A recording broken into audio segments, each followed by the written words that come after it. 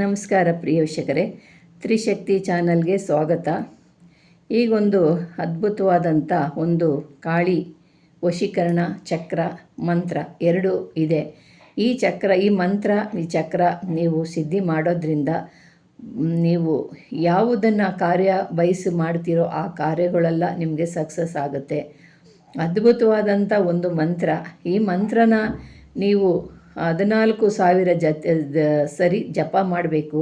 14,000 ಜಪ ಮಾಡ್ತಾಯಿದ್ರೇ ನಿಮ್ಮಲ್ಲಿ vibration start ಆಗುತ್ತೆ. ಮೈ ಮೇಲೆ ದೇವ್ರು ಬರ್ತಾ ಇರುತ್ತೆ, ದೇವ್ರು ಕಟ್ಟಾಗಿರುತ್ತೆ.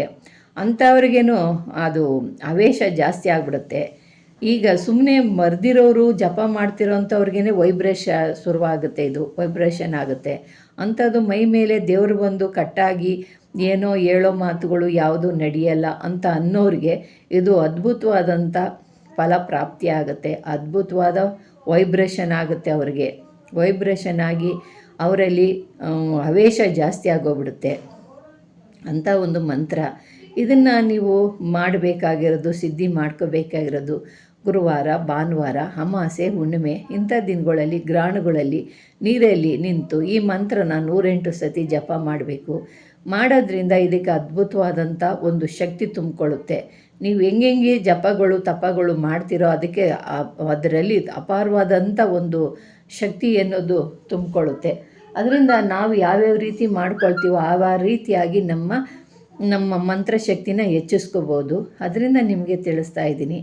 ಈಗ ಈ ಮಂತ್ರನ ನೀವು ಬರಿಬೇಕಾಗಿರೋದು ಒಂದು ಪಂಚಲೋಹದ ತಗಡಿನಲ್ಲಿ ಯಂತ್ರ ಬರ್ಕೋಬೇಕು. ಅದನ್ನು ಶುದ್ಧಿ ಮಾಡ್ಕೋಬೇಕು. ಶುದ್ಧಿ ಮಾಡಿ ನಾಲಿನಲ್ಲಿ ಅರಿಶಿನ ನೀರಲ್ಲಿ ತೊಳೆದು ಅದನ್ನು ಯಂತ್ರನ ಬಟ್ಟೆಯಲ್ಲಿ, ಕಾಟನ್ ಬಟ್ಟೆಯಲ್ಲಿ ಒರೆಸ್ಬಿಟ್ಟು ಅದಕ್ಕೆ ಸ್ವಲ್ಪ ನೀವು ಪುನುಗುನೋ ಇಲ್ಲಾಂದರೆ ಜವಾದು ಹಾಕಿ ಸ್ವಲ್ಪ ಲೇಪನೆ ಮಾಡಿಬಿಟ್ಟು ಆಮೇಲೆ ಯಂತ್ರನ ಪ್ರಾರಂಭ ಮಾಡಬೇಕು. ಪ್ರಾರಂಭ ಮಾಡಿ ಆದ ನಂತರ ಅದಕ್ಕೆ ಪ್ರಾಣ ಪ್ರತಿಷ್ಠೆ ಮಂತ್ರ ಹೇಳಬೇಕು.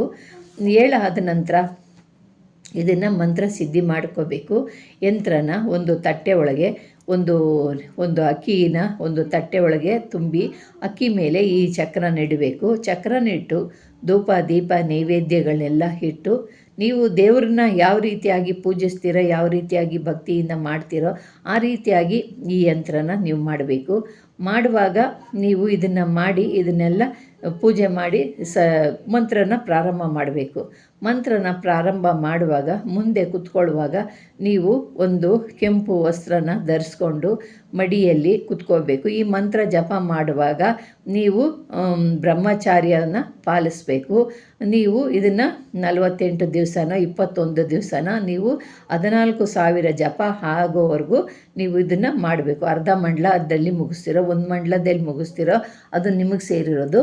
ಅದನ್ನು ಆ ನೀವು ಇದು ಮಂತ್ರ ಸಿದ್ಧಿ ಆಗೋವರೆಗೂ ನೀವು ಬ್ರಹ್ಮಚಾರ್ಯನ ಸಿದ್ಧಿ ಮಾಡಬೇಕು. ನೀವು 2 ಟೈಮೇ ಊಟ ಮಾಡಬೇಕು. ಇದರಲ್ಲಿ ನೀವು ಎಷ್ಟು ಶುದ್ಧವಾಗಿರ್ತೀರೋ ಅಷ್ಟು ಕಾಳಿ ನಿಮ್ಮಲ್ಲಿ ಹವಾನಿ ಆಗ್ತಾಳೆ. ಅಷ್ಟು ಶೀಘ್ರವಾಗಿ ಈ ಮಂತ್ರ ಸಿದ್ಧಿಯಾಗಿ ನಿಮ್ಮ ಕೇಳಿದ ಬಯಕೆಗಳನ್ನ ಈಡೇರಿಸ್ತಾಳೆ. ಆಮೇಲೆ ಈ ಮಂತ್ರನ ನೀವು ಸಿದ್ಧಿ ಮಾಡುವಾಗ ಕೂತ್ಕೊಂಡು ನೈವೇದ್ಯ ಸ್ವಲ್ಪ ಕಡಲೆಪುರಿ ಎಲ್ಲ ಇಟ್ಕೊಂಡು ಒಂದು ಗ್ಲಾಸಲ್ಲಿ ನೀರಿಟ್ಕೊಂಡು ಒಂದು ದೀಪ ಹಚ್ಕೊಂಡು ನೀವು ಆ ದೀಪದ ಎದುರಿನಲ್ಲಿ ಮಂತ್ರನ ಒಂದು ಸುಗಂಧವಾಗಿರೋವಂಥ ಒಂದು ಊದ್ಬತ್ತಿ ಹಚ್ಕೊಂಡು ನೀವು ಮಂತ್ರನ ಸಿದ್ಧಿ ಮಾಡಬೇಕು. ಮಂತ್ರನ ಸಿದ್ಧಿ ಮಾಡಿದಾಗ ಈ ಯಂತ್ರದ ಎದುರಿನಲ್ಲಿ ಈ ಮಂತ್ರನ ಹೇಳ್ಕೊಂಡು ಕೂತ್ಕೋಬೇಕು. ಹೇಳ್ಕೊಂಡು ಕೂತ್ಕೊಂಡಾದ ನಂತರ ಈ ಮಂತ್ರ ನಿಮ್ಗೆ ಎಷ್ಟಾಗುತ್ತೆ, ಒಂದು ದಿವಸಕ್ಕೆ 1000 ಮಾಡ್ತೀರೋ, 100 ಮಾಡ್ತೀರಾ, ಎಷ್ಟು ಮಾಡ್ತೀರೋ ನಿಮಗೆ ಸೇರಿರೋದು. 14,000 ಮುಗೀತು ಅಂದಮೇಲೆ ಈ ಯಂತ್ರ ನಿಮಗೆ ಸಿದ್ಧಿ ಆಯಿತು ಅಂತ. ಯಂತ್ರ ಸಿದ್ಧಿ ಆದ ನಂತರ ನೀವೇನು ಮಾಡಬೇಕು,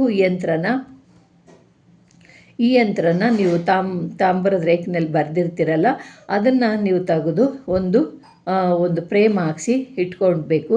ಇದನ್ನು ನೀವು ಫ್ರೇಮ್ ಹಾಕ್ಸಿ ಇಟ್ಕೊಂಡು ದಿನನಿತ್ಯ ಇದೇ ಕಾಳಿ ಮಂತ್ರ ದಿನಕ್ಕೆ 108 ಸತಿ ಹೇಳ್ತಾ ಇದ್ದರೆ ನಿಮಗೆ ಅದ್ಭುತವಾದಂಥ ನಿಮ್ಮ ಮೈ ಮೇಲೆ ದೇವ್ರು ಬರ್ತಾ ಇರುತ್ತೆ.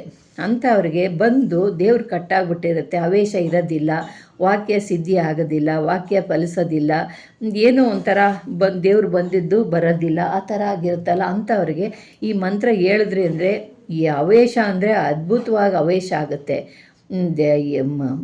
ಬಾಯಿನಲ್ಲಿ ವಾಕ್ಸಿದ್ಧಿ ಆಗದಿರೋಂಥವ್ರಿಗೆ ವಾಕ್ಸಿದ್ಧಿ ಆಗುತ್ತೆ. ಅವೇಶ ಮಂತ್ರ ಅವೇಶ ಮೂಡುತ್ತೆ. ಅವರು ಪೂಜೆ ಮಾಡಿ ಮೈ ಮೇಲೆ ದೇವರು ಬಂದು ವಾಕ್ಯ ಹೇಳುವ ಕೂತ್ಕೊಳ್ಳುವ ಈ ಮಂತ್ರನ ಒಂದು 21 ಸತಿ ಹೇಳ್ಬಿಟ್ಟು ಕೂತ್ಕೊಂಡ್ರು ಅಂದರೆ ಸಾಕು, ಅವೇಶ ತಾನಾಗಿ ಬಂದ್ಬಿಡುತ್ತೆ. ಆ ರೀತಿಯಾದಂಥ ಅವೇಶ ಬರುತ್ತೆ. ಆಮೇಲೆ ಈ ಮಂತ್ರದ ಇದೇ ಚಕ್ರನ ನೀವು ಬರೆದುಬಿಟ್ಟು ನೀವು ಒಂದು ಪೂಜೆಗೊಂದು ಇಡ್ಬೋದು, ನೀವು ಅದನ್ನು ಸಿದ್ಧಿ ಮಾಡ್ಕೋಬೋದು. ಸಿದ್ಧಿ ಮಾಡ್ಕೊಳ್ಳೋದ್ರಿಂದ ನಿಮಗೆ ಆ ಕಾಳಿ ಅನುಗ್ರಹವಾಗುತ್ತೆ. ಕಾಳಿ ನಿಮ್ಮ ಜೊತೆಯಲ್ಲೇ ಇದ್ದಂಗೆ ಆಗುತ್ತೆ. ಒಂದು ಪೂಜೆನಲ್ಲಿ ಇಡಬೇಕು, ಒಂದು ಚಕ್ರ ಮಾಡಿ ನೀವು ಧರಿಸ್ಕೊಳ್ಳೋದ್ರಿಂದ ಕಾಳಿ ನಿಮ್ಮಲ್ಲೇ ಜೊತೆಯಲ್ಲಿ ಇದ್ದಾಳೆ ಅನ್ನೋ ಥರ ಆಗುತ್ತೆ. ದಿನನಿತ್ಯ ಮಾತ್ರ 108 ನೀವು ಹೇಳ್ತಾ ಇದ್ರಿ ಅಂದರೆ ನಿಮ್ಮಲ್ಲಿ ಆ ಶಕ್ತಿ, ಕಾಳಿ ಶಕ್ತಿ ಯಾವ ರೀತಿ ಇರುತ್ತೋ ಆ ಶಕ್ತಿವಂತರು ನೀವು ಆಗೋಗ್ತೀರ. ಪವರ್ಫುಲ್ ಆದಂಥ ಕಾಳಿ ಮಂತ್ರದಿಂದ ನಿಮಗೆ ಅದ್ಭುತವಾದಂಥ ಫಲ ನಿಮಗೆ ಸಿದ್ಧಿ ಆಗುತ್ತೆ. ಈ ಮಂತ್ರದಿಂದ ನಿಮಗೇನೆಲ್ಲ ಪ್ರಾಪ್ತಿ ಆಗುತ್ತೆ ಅಂದರೆ ನಿಮಗೆ ಜನ ವಶ್ಯರಾಗ್ತಾರೆ, ಮತ್ತು ಜನಗಳಿಂದ ನಿಮಗೆ ಒಳ್ಳೆ ಪ್ರೀತಿ ಒಂದು ಒಳ್ಳೆಯ ಒಂದು ಬಿರುದು ನಿಮಗೆ ಸಿಗುತ್ತೆ. ಇದನ್ನು ನೀವು ದಿನನಿತ್ಯನೂ ಕೂಡ ನೀವು ಹೇಳಬೇಕಾಗಿರೋದು ನಿಮಗೆ ಸಿದ್ಧಿ 14,000 ಸಿದ್ಧಿ ಆದ ನಂತರ 108ರಂತೆ ಹೇಳ್ಬೇಕು. 108ರಂತೆ ಆದ ನಂತರ ನೀವು ಸಿದ್ಧಿ ಮಾಡ್ಕೋಬೇಕಾಗಿರೋದು ಯಾವ ರೀತಿ ಅಂದರೆ ನೀವು 333 ಸತಿ ನೀವು ಜಪ ಮಾಡಬೇಕು. 330 ಸಾರಿ ನೀವೇನು ಮಾಡಬೇಕು ಅಂದರೆ ಸೂರ್ಯನಿಗೆ ಇದು ಜಪ ಮಾಡಿ ನೀವು ಎದ್ದೇಳ್ತಿರಲ್ಲ, ಆವಾಗ 333 ಸತಿ ಸೂರ್ಯನಿಗೆ ನೀವು ನಮಸ್ಕಾರ ಮಾಡಬೇಕು. ನಮಸ್ಕಾರ ಮಾಡೋದ್ರಿಂದ ನಿಮಗೆ ಮಂತ್ರಶಕ್ತಿ ಇನ್ನೂ ಅದ್ಭುತವಾಗಿ ಹೆಚ್ಚಾದಂಥ ಶಕ್ತಿ ನಿಮಗೆ ಸೇರುತ್ತೆ. ಇದರಿಂದ ನಿಮಗೆ ಮಂತ್ರಗಳ ಪ್ರಯೋಗ ದೂರ ಆಗುತ್ತೆ. ನಿಮಗೆ ಯಾರೋ ಮಾಂತ್ರಿಕ ಪ್ರಯೋಗ ಮಾಡಿದ್ದಾನೆ ಅಂದರೆ ಅವನಿಗೆ ರಿವರ್ಸ್ ಹೊಡಿತೈತೆ ಮಾಂತ್ರಿಕನಿಗೆ, ಮತ್ತು ಆ ಕಾಳಿನ ಎದುರಿಸೋ ಅಂಥ ಶಕ್ತಿ ಯಾರಿಗೂ ಇರೋದಿಲ್ಲ. ನೀವು ಇದ್ರ ಜೊತೆಯಲ್ಲಿ ಸೂರ್ಯ ನಮಸ್ಕಾರ ಮಾಡ್ತಿರಲ್ಲ, ಅದಕ್ಕೆ ಇನ್ನೂ ಪವರ್ ಬಂದುಬಿಡುತ್ತೆ. ಆಗ ನಿಮ್ಮಲ್ಲಿ ಸೂರ್ಯನ ಕಿರಣದಂತೆ ನಿಮ್ಮ ಮುಖದಲ್ಲಿ ತೇಜಸ್ಸು ತುಂಬುತ್ತೆ. ಆ ಥರ ಆದಂಥ ನಿಮಗೆ ಅದ್ಭುತ ಶಕ್ತಿ ಬರುತ್ತೆ, ವಾಕ್ಸಿದ್ಧಿ ಬರುತ್ತೆ. ನೀವು ಹೇಳಿದಂಥ ನುಡಿಗಳೆಲ್ಲ ಸತ್ಯವಾಗುತ್ತೆ. ನಿಮ್ಮ ದೇವಸ್ಥಾನದಲ್ಲಿ ಮತ್ತು ಇದೇ ಯಂತ್ರನ ನೀವು ದೇವಸ್ಥಾನದಲ್ಲಿ ಇಟ್ಟು ನೀವು ಪೂಜೆ ಮಾಡೋದ್ರಿಂದ ದೇವಸ್ಥಾನಗಳಲ್ಲಿನೂ ಕೂಡ ಯಾವ ಒಂದು ದುಷ್ಟಶಕ್ತಿ ಕಾಟ ಮಂತ್ರ ಪ್ರಯೋಗಗಳು ಇದ್ರೂ ಕೂಡ ದೂರ ಆಗುತ್ತೆ. ಮಂತ್ರಶಕ್ತಿ ಅದನ್ನು ತುಂಬಿ ನೀವು ದೇವಸ್ಥಾನಗಳಲ್ಲಿ ಇಡಬೇಕು. ಇಟ್ಟಾಗ ದೇವಸ್ಥಾನದಲ್ಲಿ ಯಾವ ದುಷ್ಟಶಕ್ತಿ ಶತ್ರು ಕಾಟ ಯಾವುದೂ ಇರೋದಿಲ್ಲ. ಇದನ್ನು 14,000 ಸಾರಿ ಜಪ ಮಾಡಿ ಆ ಚಕ್ರನ ಬರೆದುಬಿಟ್ಟು ನೀವು ತಗೊಂಡೋಗಿ ನೀವು ದೇವಸ್ಥಾನಗಳಲ್ಲಿ ಇಡೋದ್ರಿಂದ ಅದ್ಭುತವಾದಂಥ ಫಲ ಪ್ರಾಪ್ತಿಯಾಗುತ್ತೆ. ಪ್ರಿಯ ವೀಕ್ಷಕರೇ, ನೀವು ಇದನ್ನು 333 ಸಾರಿ ಸೂರ್ಯನಿಗೆ ನಮಸ್ಕಾರ ಮಾಡೋದು ಮಾತ್ರ ತಪ್ಪಿಸ್ಬೇಡಿ. ಮಾಡಿದ್ರೆ ನಿಮಗೆ ಸರ್ವಾಂತರ ಜಯ ಆಗುತ್ತೆ. ನಿಮಗೆ ಎಲ್ಲ ಕಡೆಯೂ ಜಯ ಆಗುತ್ತೆ. ಎಲ್ಲ ಕಡೆ ನಿಮ್ಗೆ ಅಭಿವೃದ್ಧಿ ಹೊಂದ್ತೀರಾ. ನೀವು ಕೇಳಿದ್ದೆಲ್ಲ ನಿಮ್ಮ ಕೈಗೂಡುತ್ತೆ. ಕಾಳಿ ನಿಮ್ಮ ಜೊತೆ ಮಾತಾಡ್ತಾಳೆ, ನಿಮ್ಮ ಕಾಳಿ ದರ್ಶನ ಕೊಡ್ತಾಳೆ, ಕನಸಿನಲ್ಲಿ ನಿಮಗೆ ದರ್ಶನ ಕೊಡ್ತಾಳೆ. ನೀವು ಒಳ್ಳೆಯ ರೀತಿಯಲ್ಲಿ ಭಯ ಭಕ್ತಿಯಿಂದ ನಂಬಿಕೆಯಿಂದ ಮಾಡಿದ್ರೆ ಕಾಳಿ ನಿಮ್ಮ ಕನಸಿನಲ್ಲಿ ಬಂದು ಯಾವುದೋ ರೂಪದಲ್ಲಿ ಮಾತಾಡ್ತಾಳೆ. ಇದೆಲ್ಲ ಪರೀಕ್ಷೆಗಳು ಮಟ್ಟೋದು ನಿಜನ ಸುಳ್ಳ ಬಂದ್ಬಿಡ್ತಾಳ ನೋಡ್ಬಿಡ್ತಾಳ ಅಂದ್ರೆ ನಿಮ್ಗೆ ಯಾವುದೂ ಬರೋದಿಲ್ಲ. ಕೆಲವರು ಇದ್ದಾರೆ ಅಂಥ ಜನಗಳು, ಕಾಳಿ ಕಾಣಿಸ್ಬಿಡ್ತಾಳ ಬಂದ್ಬಿಡ್ತಾಳ ಇದು ನಿಜನ ಸುಳ್ಳ ಅಂತ ಅನ್ನೋರು ಮಾಡೋಕ್ಕೆ ಹೋಗಬೇಡಿ. ನಂಬಿಕೆ ಇರೋರು ಮಾಡಿ ನೋಡಿ, ಅದರ ಮಹಿಮೆ ಏನು ಅನ್ನೋದು ನಿಮ್ಗೆ ಗೊತ್ತಾಗುತ್ತೆ. ನಂಬಿಕೆ ಮಾಡಿದ್ರೆ ನಿಮಗೂ ಒಳ್ಳೆಯದಾಗುತ್ತೆ. ಅಪನಂಬಿಕೆಯಿಂದ ಮಾಡಿದ್ರೆ ನಿಮ್ಗೆ ಯಾವ ಶಕ್ತಿನೂ ಬರೋಲ್ಲ, ಯಾವ ದೈವವೂ ನಿಮ್ಗೆ ಕಾಣೋದಿಲ್ಲ. ನಂಬಿಕೆಯಿಂದ ಕಲ್ಲನ್ನು ಪೂಜೆ ಮಾಡಿದ್ರು ಕೂಡ ಅಲ್ಲಿ ದೈವ ಅನುಗ್ರಹ ಆಗುತ್ತೆ.